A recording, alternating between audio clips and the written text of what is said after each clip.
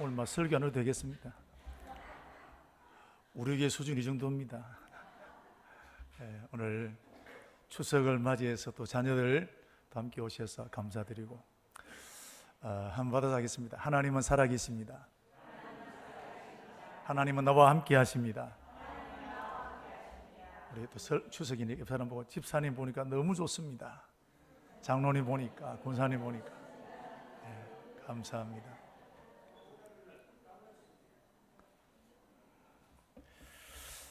여러분, 추석 명절에 우리가 차를 많이 움직이지 않습니까?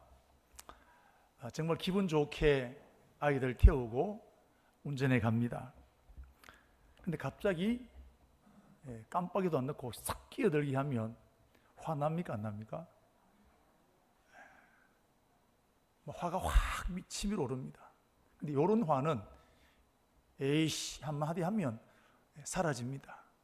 그런데 내 속에 두고 분노가 치밀는 게 있습니다. 생각만 하면 화가 나게 되고, 흔히 하는 말로 살떨린다는 분노가 일어날 때가 있습니다. 이건 인격적인 모독을 당했을 때 그렇습니다. 사람에게는 감정이 있습니다. 근데 이 인격이라는 것이 무너지고 짓밟히게 될 때 견딜 수 없는 분노를 느끼게 됩니다. 오늘 추석이지만 오늘 하나님께서 오늘 읽었던 말씀을 보시면 분노하셨습니다. 어느 정도 분노하셨느냐?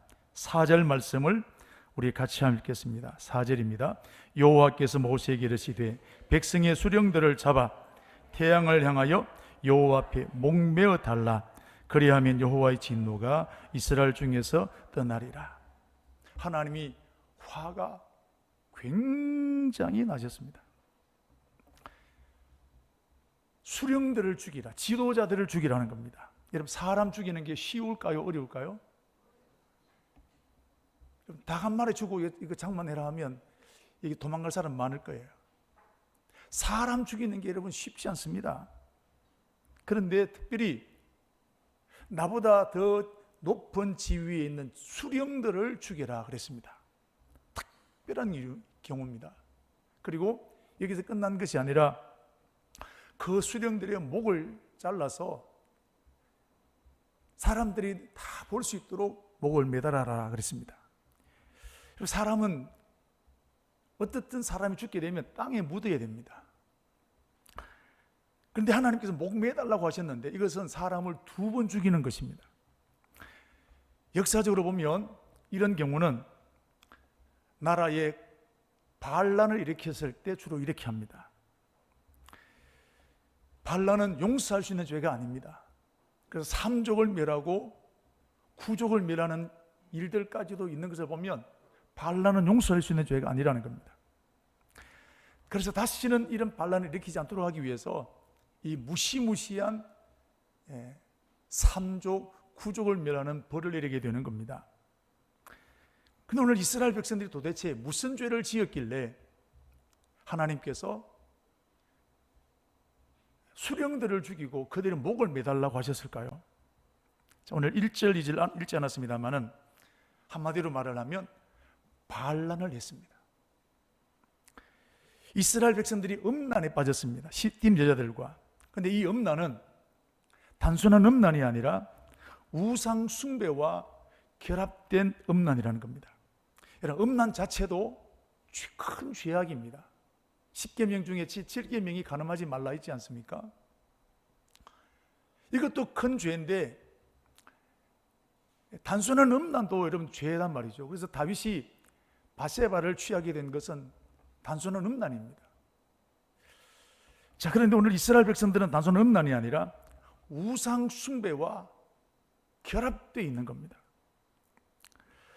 우상 숭배는 하나님이 가장 싫어하시는 것이 우상 숭배이지 않습니까? 우리가 이 추석 명절을 맞이해서 우리 예수 믿는 사람들은 예배를 드립니다. 그 예수 믿는 사람들이 안 믿는 댁에 시집을 가고 이렇게 되면 제일 명절 때마다 부딪히는 게 제사 드리는 겁니다. 그래서 예수 믿는 집에 시집 가는 것이 큰 축복입니다. 여기 한번 부딪혀 본 사람들이야말로 이 참 예수 믿는 집안에 시집 간다는 것이 얼마나 큰 복인지 몰라요. 그런데 오늘 보시면 우상 숭배, 조상들을 우리가 무시하자는 말 아니에요. 부모 공경해야 됩니다. 그러나 살아계실 때 최선을 다하는 거예요. 돌아가시면 아버지의 혼이 오는 것이 아니라 그냥 그 자식들 마음입니다. 그래서 여러분들은 살아계실 때 최선을 다하십시오. 그리고 돌아가실 때는 추도 예배 드리면 됩니다. 근데 이 틀을 깨기가 너무너무 어려워요. 그런데 오늘 이스라엘 백성들을 바라보면 음란에 빠졌는데 우상 숭배와 결합된 음란이었습니다. 이스라엘 백성들에게 10가지 계명 주셨는데 그 중에 1계명, 2계명이 우상 숭배하지 말라는 거예요. 나 외에 다른 신을 섬기지 말라. 어떤 형상이든지 만들지 말고 거기 절하지 말라. 그 부모님을 사진을 가져다 놓고 제사 드리는 것은 부모님이 때문에 그런 것이 아니라 이게 우상 숭배와 연결되어 있기 때문에 그렇습니다. 제사는 귀신에게 드리는 것이다 그랬습니다. 그래서 이 우상 숭배에 빠지게 되는 것이야말로 하나님 앞에 반역하는 것이 됩니다. 여러분, 부부 사이에 가장 중요한 것은 정조입니다. 이 정조가 무너지면 부부 관계 자체가 깨어지게 됩니다. 그래서 부부 관계에서 이 음란이라는 것은 살인죄보다도 더 무서운 것이 될 수 있습니다. 그런데 오늘 이스라엘 백성들은 우상 숭배와 함께 음란에 빠지게 되었다라는 겁니다. 이건 하나님에 대한 반역인 것입니다. 1절 말씀을 보시면 시딤 여자들이 자기들이 섬기는 신의 제사에 이스라엘 백성들을 초대했습니다. 왜? 자기들끼리 예배 드리면 되는데 자기들이 드린 제사에 왜 이스라엘 남자들을 초대하게 되었을까요? 여기에 이유가 있는 겁니다. 이 여인들이 섬기는 신은 바알 신이고 아세라 신입니다. 아세다로 신인데 바알과 아세다롯은 부부입니다. 바알은 남자고 아세다롯은 여자입니다. 그 특별히 이 바알 신은 부자가 되게 하는 것, 풍요의 신이라는 겁니다. 그래서 물질의 복을 받게 되고 자녀를 많이 낳게 되고 우리 모든 사람들이 가지고 있는 소망이 부자가 되고 잘생긴 것 아니겠습니까? 그래서 바알 신은 그때도 없어지지 않고 지금도 없어지지 않습니다. 성경에서 가장 많이 나오는 신이 바알 신입니다. 우리 엘리야가 850명과 싸웠던 그 신도 역시 바알 신이란 말이죠. 여러분, 바알은 하늘에 있는 신이고 아스타롯은 땅에 있는 신입니다. 자, 풍년이 들기 위해서는 하늘에서 비가 내려야 되는데 이 바알 신을 섬기는 사람들이 가지고 있는 그들의 믿음이 어떠냐면 하늘에서 내리는 비가 바알 신이 내리는 정액입니다. 그래서 비를 내리도록 하기 위해서 바알 신이 정액을 쏟아야 많은 비가 내린다는 겁니다. 그럼 어떻게 하느냐? 그 제사 자체가, 예배 자체가 뭐냐면 바알 신을 성적으로 흥분시키는 거예요. 그래서 이들의 예배 행위는 집단적인 성행위가 이루어지게 되고 굉장히 난잡합니다. 바알을 더 흥분시켜야 많은 비가 내리기 때문에 거기 제사 드리는 사람들이 신전에 섬기는 여인들이 다 그런 여인들입니다. 난잡한 성행위가 이루어지는 것이 바알 신의 제사를 드리는 겁니다. 여기에 이스라엘 백성들의 수령들이 참여해서 제사를 드렸습니다. 이건 단순한 음란이 아니라 하나님을 바꾸는 겁니다. 신을 바꾸는 거예요. 반역입니다. 남편을 바꾸는 것과 같은 것이고 아내를 바꾸는 것과 같은 것입니다. 그래서 하나님께서는 이 수령들을 목매달 죽이라 하신 이유가 바로 그런 내용 때문인 것입니다. 그런데 오늘 이 일은 우발적으로 이루어진 일이 아닙니다. 이스라엘 백성들의 수령들은 응겹길에 따라가게 되었지만 이들은 이스라엘 백성들을 무너뜨리기 위해서 치밀하고 철저하게 준비했습니다. 내용을 좀 살펴보면 민수기 21장으로 넘어가 보시면 이스라엘 백성들이 광야 40년을 하는 동안에 가장 강력했던 나라가 두 나라가 있었습니다. 헤스본이라는 나라와 바알이라는 부족입니다. 가장 강력해, 그들은 거인이라 그랬습니다. 그래서 이들이 살고 있는 땅은 가나안 땅 동쪽에 있는 가장 비옥한 땅이 그들이 살고 있는 땅. 왜? 그만큼 강하다는 것입니다. 이들이 얼마나 강한지 우리 신명기 2장 11절 말씀을 보시면,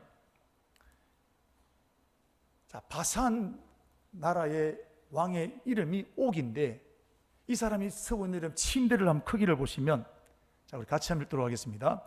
르바임 족속의 남은 자는 바산 왕 옥뿐이었으며 그의 침상은 철침상이라. 아직도 암몬 족속에 라빠 있지 아니하냐. 그것을 보통 사람의 규빗으로 재면 길이가 9규빗이요 너비가 4규빗이니라.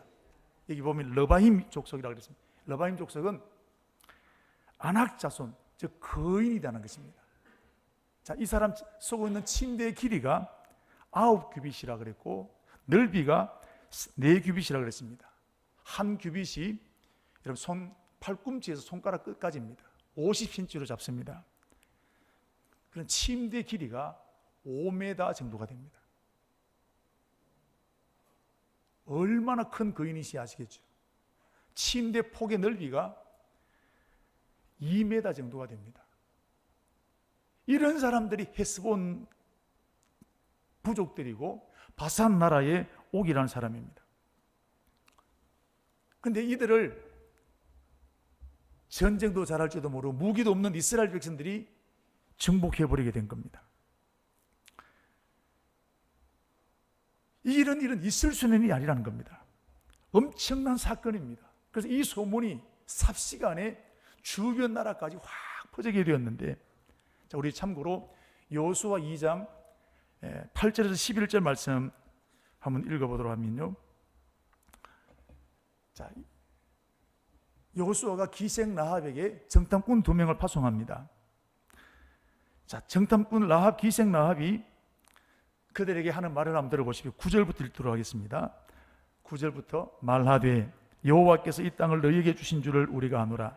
우리가 너희를 심히 두려워하고 이 땅 주민들이 다 너희 앞에서 간담이 농나는 이유는 이는 너희가 애굽에서 나올 때에 여호와께서 너희 앞에서 홍해 물을 마르게 하신 일과 너희가 요단 저쪽에 있는 아모리 사람의 두 왕 시온과 옥에게 행한 일, 곧 그들을 전멸시킨 일을 우리가 들었음이라. 시온 왕, 또 옥이라는 왕, 헤스본 나라의 왕이 시온이고 바산 왕의 이름이 옥입니다. 이 두 나라가 이스라엘 나라에 멸망당했다는 얘기를 듣고 난 다음에 표현이 그렇습니다. 우리가 듣자 곧 마음이 녹았고 너희로 말미암아 정신을 잃었다 그랬습니다. 어떻게 이스라엘 나라가, 힘도 없고 무기도 없는 그 나라가, 그 백성들이 어떻게 헤스본, 한 번도 이겨본 적이 없는 헤스본을, 바산을 이길 수 있느냐. 완전히 여리고성 사람들까지도 여러분 주눅들게 된 사건이 헤스본 왕, 바산 왕을 이긴 겁니다. 이스라엘 백성이 이겼다는 겁니다. 또 보십시오. 민수기 22장을 보시면 모압 나라에 발락이라는 왕이 있습니다. 자, 이 사람들이 21장 내용이 헤스본 왕 바산 옥을 이긴 것입니다. 바로 앞에 나라가 누구냐면 모압 땅입니다. 그 모압 나라의 발락이라는 왕이 이 소식을 듣고 난 다음에, 자, 22장 2절 말씀 3절을 한번 보겠습니다. 십보리 아들 발락이 이스라엘이 아모리인에게 행한 모든 일을 보았으므로 모압이 심히 두려워하였으니 이스라엘 백성이 많음으로 말미암아 모압이 이스라엘 자손 때문에 번민했다. 바산 왕, 이 모압이라는 나라의 왕이 정신을 잃어버린 겁니다. 전의를 다 까먹은 것입니다. 사랑하는 우리 성도 여러분, 헤스본과 바산을 이기게 하신 비결이 무엇입니까? 하나님이 하셨습니다. 이스라엘 백성은 나라도 없고 무기도 없고 군인들도 변변치 않습니다. 그러나 하나님이 함께 하시니까 그 누구도 멸망시키지 못했던 이 두 족속을 멸망시키게 되는 것입니다. 여러분, 오늘도 하나님이 함께 하시면 우리 앞에 어떠한 장애물이 불가능이 온다 할지라도 넉넉히 이길 줄로 믿습니다. 여러분, 그 하나님이 오늘 우리와 함께 하신 줄로 믿으시기를 축복합니다. 세상 끝날까지 내가 너희와 함께 하시겠다고 약속하셨습니다. 여러분, 그 하나님이 오늘 우리와 함께 하신다는 것을 믿으시기를 축복합니다.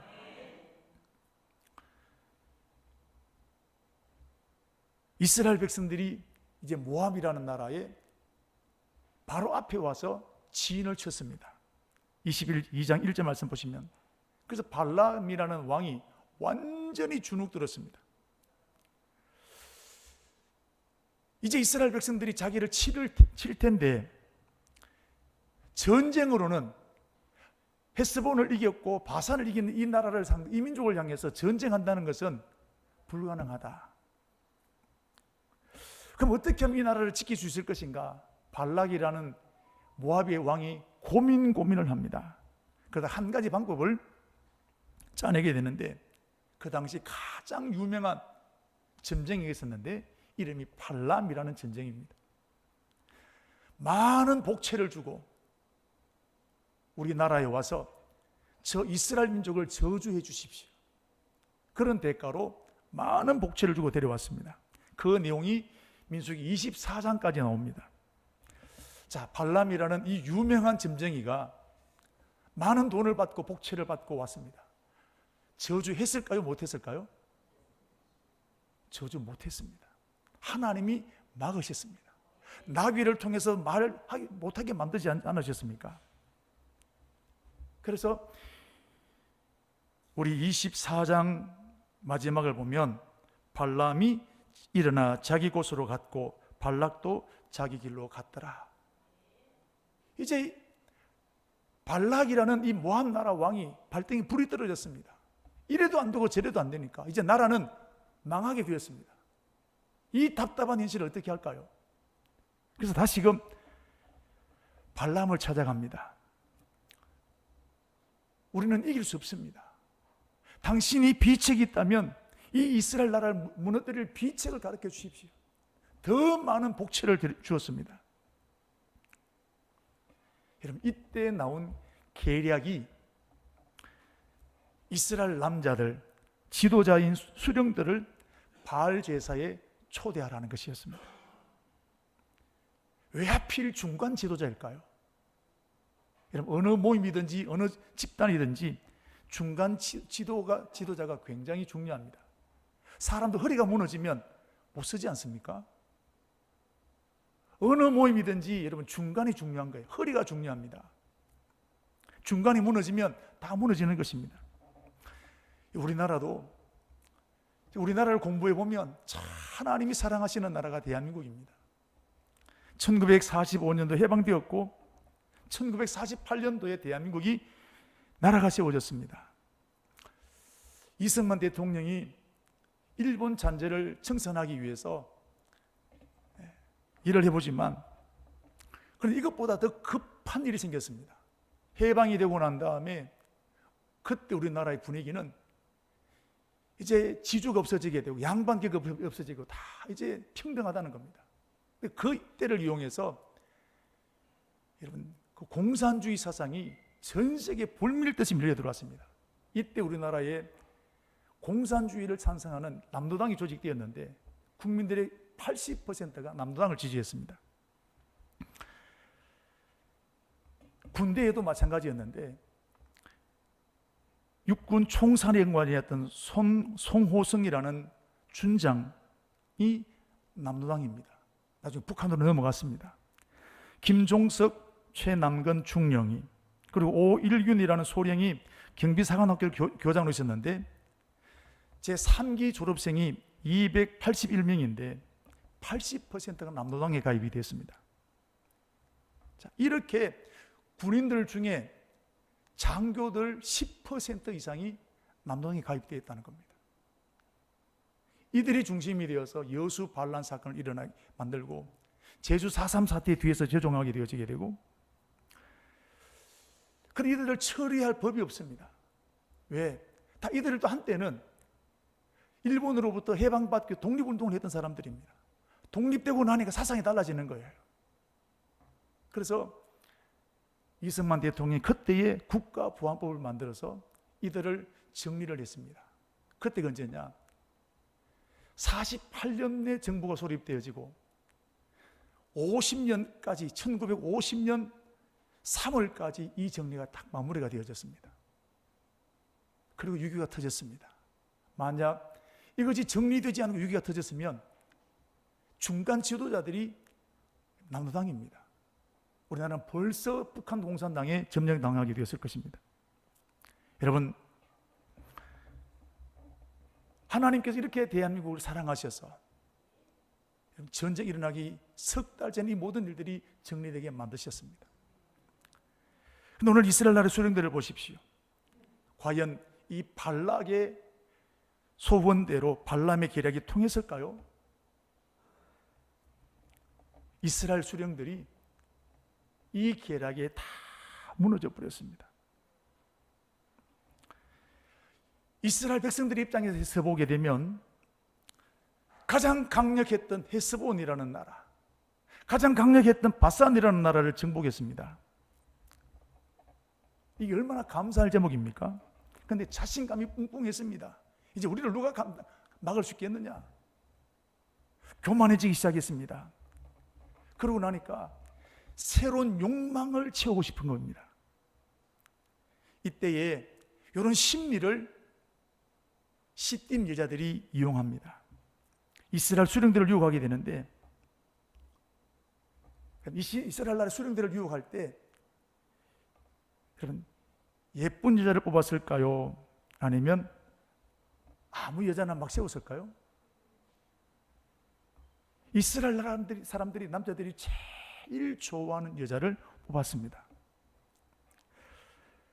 이스라엘 남자들은 40년 동안 광야 생활을 했습니다.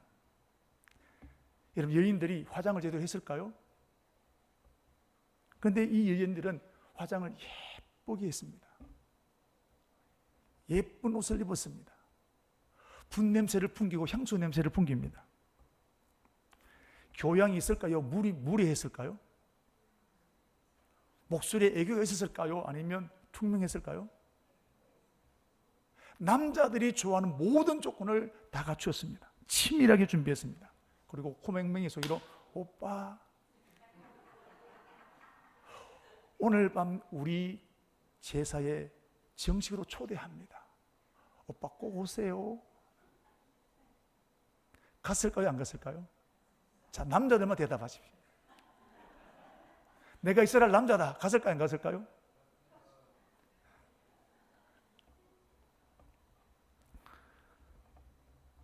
어떻게 되었느냐? 가보니까 박집사도 와 있고 김집사도 와 있고 장로님도 와 있고 안수집사도 와 있고 유다지파도 와 있고 시몬지파도 와 있고 다 와 있는 거예요. 모든 수령들이 여기에 넘어가 버린 거예요. 여러분, 교회 안에서도 장로님, 안수집사님, 권사님 같은 중간 지도자가 굉장히 중요합니다. 그래서 마귀는 이들을 집중 공격하는 거예요. 목회자 한 사람의 힘으로 교회를 끌어나갈 수 없습니다. 그래서 이 중간진에 있는 이 사람들끼리 서로 갈등하게 만들고 분쟁하게 만들고 시기가 일어나게 되고, 교회 문제 다 여러분 거기서 일어나는 문제입니다. 그러면 마귀의 밥이 되어버리게 되는 겁니다. 이는 신천지수법 중에 산 옮기기라는 게 있습니다. 이게 뭐냐면 교회 중간 지도자들을 포섭합니다. 장로님, 안수집사, 권사님들, 구역장님 포섭을 합니다. 포섭한 다음에 뭐 하느냐면 담임 목사와 자꾸 갈등을 일으키게 만듭니다. 그리고 결국 담임 목사님을 쫓아냅니다.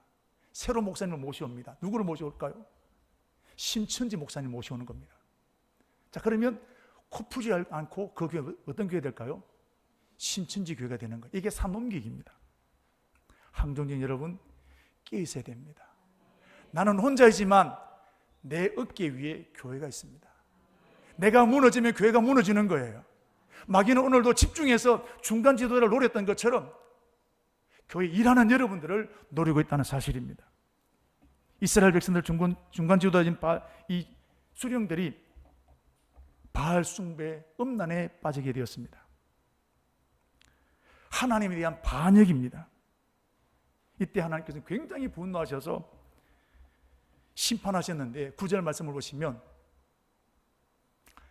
전염병으로 2만 4천 명이 죽었습니다.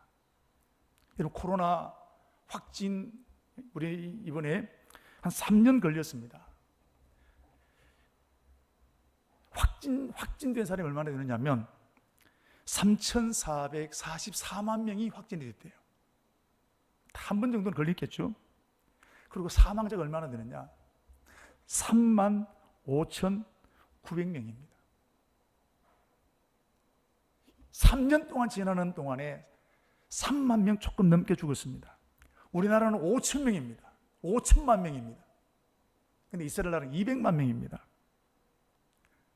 우리나라는 3년에 걸쳐서 3만이 죽었는데 이들은 몇 개월 만에 2만 4천 명이 죽었습니다. 지금 또 전염병을 앓고 있는 사람들이 굉장히 많습니다. 이 재앙을 하나님께서 얼마나 이것을 싫어하셨고 얼마나 분노하신지를 보여주는 겁니다. 이런 전염병으로 수만 명이 죽게 되었을 때 이스라엘 백성들, 오늘 6절 말씀을 보시면 하나님께로 돌아옵니다. 울며 기도했다 그랬습니다.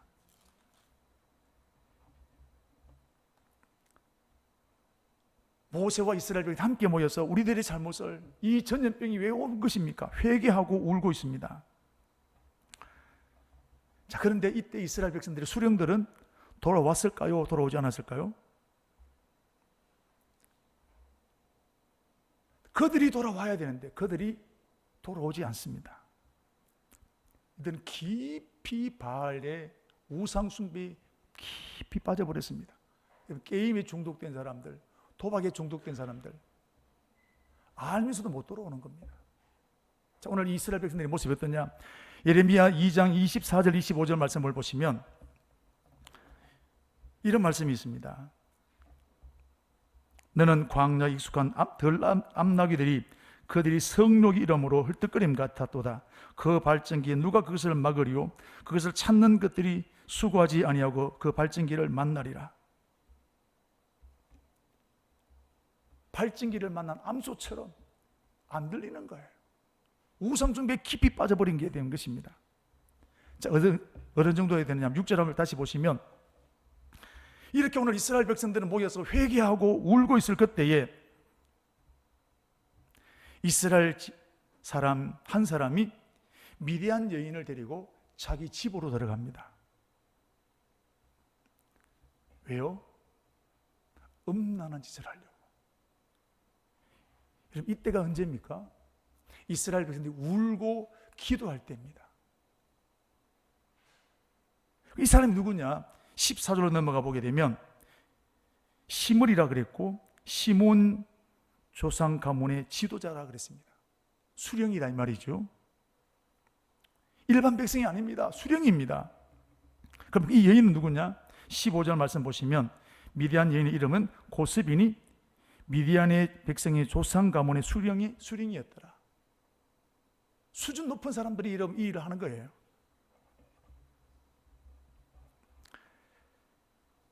오늘 이 모습은 아버지가 돌아가셨는데 아들이 창녀를 불러들이니까 똑같은 것입니다. 오늘 이스라엘 백성들의 수령들은 완전히 음란에 빠져버리게 되었습니다. 자기들의 힘으로 헤어나올 수 있는 길이 없습니다. 여러분, 이것이 우발적으로 일어난 것이냐? 이스라엘 백성들을 뭣도 모르고 일어나게 된 것이지만 이 이스라엘 백성들을 무너뜨리기 위해서 오늘 시딤의 이자들은 치밀하게 준비하고 철저하게 계획된 일이라는 사실입니다. 깨어있지 못했던 이스라엘 백성들 한순간에 무너져 버렸습니다. 여러분, 이스라엘 백성들이 무너진 건 누구 책임입니까? 시딤 여인 때문입니까? 아니면 이스라엘 백성들 책임입니까?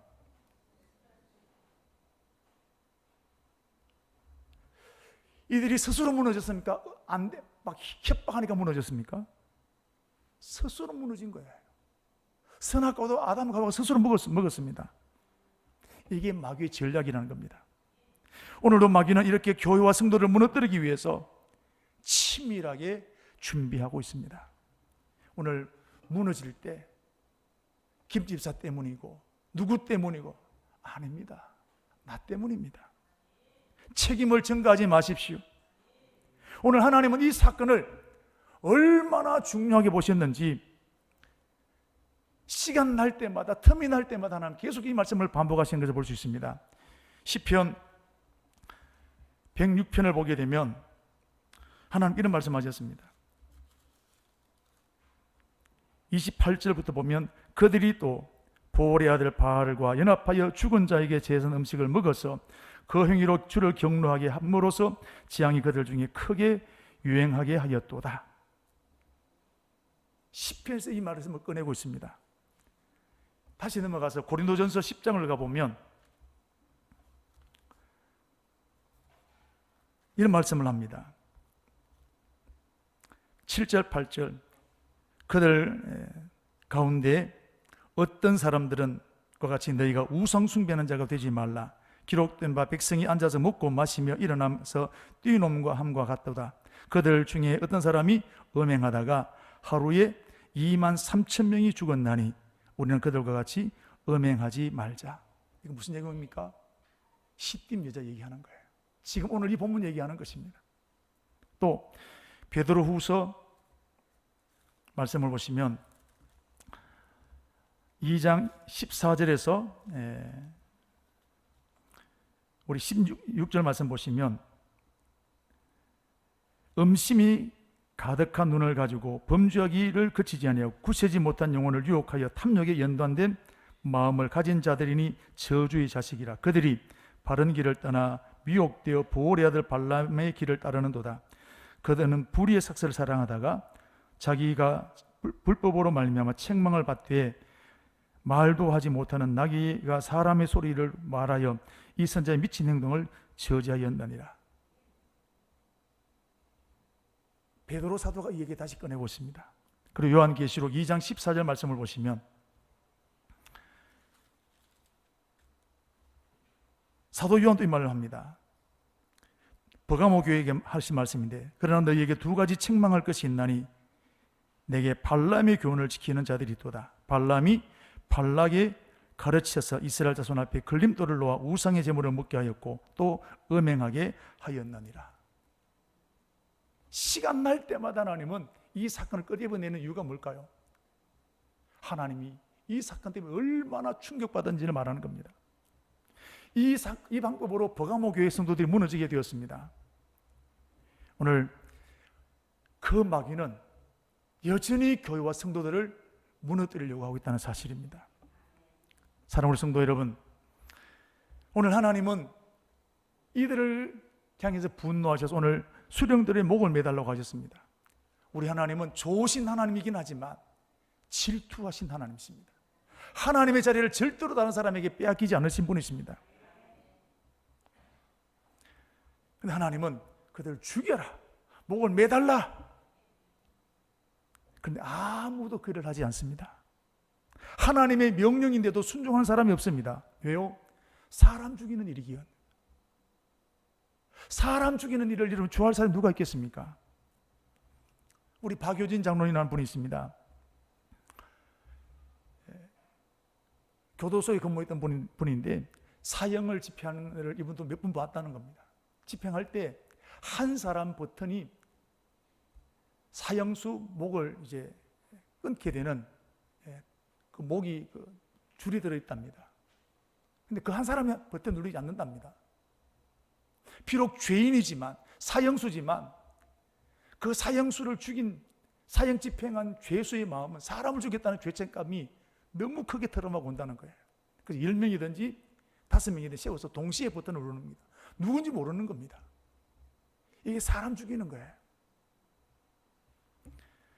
그래서 아무도 선뜻 일에 나서지 않았습니다. 그런데 한 사람 일어나서 시므리를 쫓아가서 현장에서 그를 죽여버리게 됩니다.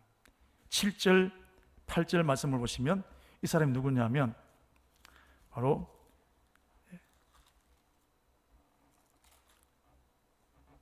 비나사라는 사람입니다. 7절 보시면 그럼 비나사가 누구냐면 보시면 7절에 아론의 손자 엘라살의 아들 비나사가 보고 회중 가운데 일어나서 손에 창을 들고 그 이스라엘 남자를 따라 그의 막사에 들어가 이스라엘 남자와 그 여인의 배를 꿰뚫어서 두 사람을 죽이니 연병이 이스라엘 자손에게 그쳤더라 그랬습니다. 여러분, 제사장이 사람을 죽였습니다. 비록 죄인이지만 제사장이 사람을 죽였습니다. 그럼 이게 잘한 일입니까? 못한 일입니까? 비나스가 적응주란 일일까? 고민했다가 이런 고민 가운데 했다는 일일까요? 비나스도 하나님의 심판으로 24,000명이 죽어가는 이 장면을 보고 가슴이 아팠습니다. 분노가 일어났습니다. 견딜 수 없었습니다. 이 분노를 끌어안고 하나님 앞에 지금 회개하고 기도하고 있는 그때에 시몬 지파의 시므리라는 이 한 인간이 미디안 여인을 데리고 자기 장막으로 들어가는 일을 보게 되었을 때 피가 거꾸로 쏟았습니다. 분노로 견딜 수가 없었습니다. 아무리 참으려고 해도 참아지지 않습니다. 그리고 그 시므리를 쫓아가서 창으로 내리 찌그꺼서 두 사람을 죽여버린 겁니다. 그럼 이것은 사람을 죽인 게 아니라 악을 끊어버린다는 사실입니다. 도둑놈을 잡은 것과 똑같은 것입니다. 하나님은 과연 이 모습을 어떻게 보셨을까요? 8절 말씀을 보시면 연병이 그쳤더라 그랬습니다. 하나님의 분노를 가라앉게 한 행동이었습니다. 11절 말씀, 제사장 아론의 손자 엘라살의 아들 비나스가 내 질투심으로 질투하여 이스라엘 자손 중에서 내 노를 돌이켜서 내 질투심으로 그들을 소멸하지 않게 하였도다. 하나님의 질투로 이스라엘 백성들 모두를 죽이는 것을 막았다는 거예요. 하나님의 질투란 말이 나옵니다. 그리고 이 사람에게, 사람을 죽인 이 사람 비나스에게 12절 말씀 보면 내 평화의 언약을 그에게 주며 그 후손에게 영원한 제사장 직분의 언약이라 그랬습니다. 제사장 직분을 그에게 준 겁니다. 제사장이 누굽니까? 제사 드리는 사람입니다. 여러분, 이런 사람에게 제사장 직분을 주셨다는 게 이런 말이 될 일입니까? 여러분, 이 사건은 죄를 끊어버리는 사건이라는 겁니다. 그러니까 제사장 직분을 맡기게 된 것입니다. 사랑하는 우리 성도 여러분, 비나스는 결단해야 될 때 결단했습니다. 이런 감동 하나님 비나스만 느끼게 되었을까요? 많은 사람들이 분노를 느꼈습니다. 그러나 다른 사람 우물쭈물했습니다. 어떻게 내가 사람을 죽이냐? 그런데 비나스는 순종했습니다. 하나님 감동 주신다 이러면 다 순종할 수 있습니까? 용서를 마음 주신다 이러면 다 용서하시나요? 11조 감동 주신 여러분 11조 드리십니까? 오늘 비나스는 다른 사람들은 감동받았지만 주저하고는 바로 그때에 믿음으로 결단하고 나가게 된 것입니다. 여러분, 이게 살아있는 믿음이요 진짜 믿음입니다. 이제 우리 예배 후에 부를 찬송, 선한 능력으로 하는 찬송, 보네프라는 목사님이 지었습니다. 히틀러 치하했을 때 수많은 사람들을 죽여나가게 될 때 1944년에 감옥에 들어가서 사형선고를 받았습니다. 그때 만든 노래가 선한 능력으로라는 노래, 나중에 부르겠습니다. 여러분, 우리는 몇 주 동안 실천하는 믿음, 행동하는 믿음에 대해서 말씀을 드렸습니다. 진짜 믿음은 결단해야 될 때 결단하는 것이 믿음입니다. 우리 잘 알고 있는 김수인 장군, 술에 취한 자기를 술집으로 데려가고 있는 자기 말에 잘랐던 그 장군을 보십시오. 결단하는 거예요. 마가복음에 있는 말씀 보시면 천국 백성이 되기 위해서는 죄를 느끼게 돼. 내 손이 범죄하거든 끊어버려라. 눈이 범죄하거든 빼버려라. 발이 범죄하거든 잘라버려라. 왜? 결단하라는 거예요. 죄와 우물쭈물하지 말라는 거예요. 믿음은 결단인 줄로 믿습니다. 죄인 줄 알면서도 끊어버리지 못하고 우물쭈물하고 있는 분이 있으십니까? 이걸 끊어버리는 것이 믿음이라는 거예요. 우리 청강교회 하나님이 사랑하셔서 고질병을 끊어주셨고 그 비결은 비나스 같이 결단하고 순종하게 되었기 때문입니다. 미국 대통령을 지냈던 로널드 레이건이라는 사람은 선한 사람이 용기를 낼 때 악은 맥을 추지 못한다고 했습니다. 반대로 선한 사람이 침묵하면 악이 득세한다는 것입니다. 여러분, 마귀가 다시 오지 않을까요? 마귀가 완전히 물러갔겠습니까? 오늘 저와 여러분들이 이제 어떻게 해야 되겠습니까? 죄를 잘라버려야 합니다. 그래야 우리는 승리할 수 있습니다. 용서해야 되는데 용서하지 못하는 것, 여러분, 결단하면 우리가 용서하기로 작정해야 됩니다. 술, 담배 하는 것, 뒷담화하는 것 끊어버려야 하는 것입니다. 이게 믿음이라는 겁니다. 그리고 선한 일에 열심을 내야 되는 것입니다. 아무리 옳은 일이라도 행동하지 않으면 아무 일 일어나지 않습니다. 행동으로 옮겨져야 새로운 일이 일어나는 것입니다. 내가 살을 빼고 싶은데 10년 동안 생각만 하고 있다면 여러분 어떤 일이 일어날까요? 당장 내일부터 운동해야 역사 일어나는 것입니다. 소원을 가지고 한다고 해서 여러분 바뀌는 게 아닙니다. 행동할 때 일어나게 되는 것입니다. 교회 다니는 사람들 중에도 해야 되는데 새벽기도 해야 되는데 용서해야 되는데 해야 되는데 주저하는 사람들이 얼마나 많습니까? 생각만으로는 아무 일 일어나지 않습니다. 행동해야 합니다. 오늘 비나서처럼 결단하는 축복이 저와 여러분이 있게 되기를 축복합니다.